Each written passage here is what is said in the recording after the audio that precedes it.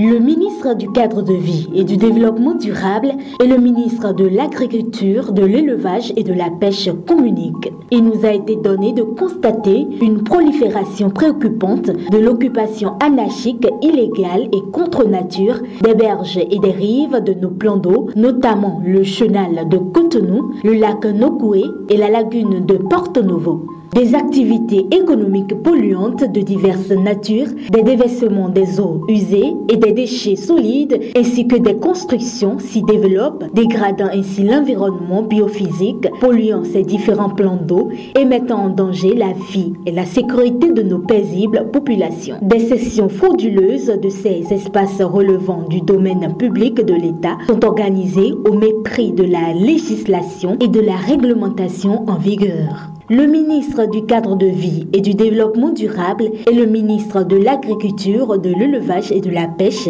rappellent instamment au public en général et en particulier aux personnes installées sur les rives et les berges du chenal de Cotonou, du lac Nokoué et de la lagune de Porto Novo qu'en application des dispositions législatives et réglementaires en vigueur, notamment du Code foncier domanial, de la loi cadre sur l'environnement et de la loi numéro 2018-10 du 2 juillet 2018 portant protection, aménagement et mise en valeur de la zone du littoral. 1.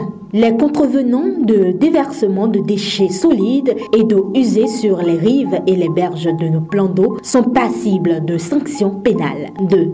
Les sections frauduleuses de tout domaine public sont sévèrement punies. 3. Des espaces publics naturels occupés par des habitations et ou des activités économiques quelconques doivent être entièrement libérés au plus tard le 31 mai 2023. Les maires des communes du Grand Nokoué, les chefs d'arrondissement et les chefs de quartier de ville et de villages concernés sont dès lors invités à relayer les présentes instructions auprès de leurs administrés par tous les moyens dont ils disposent et d'en assurer le strict respect.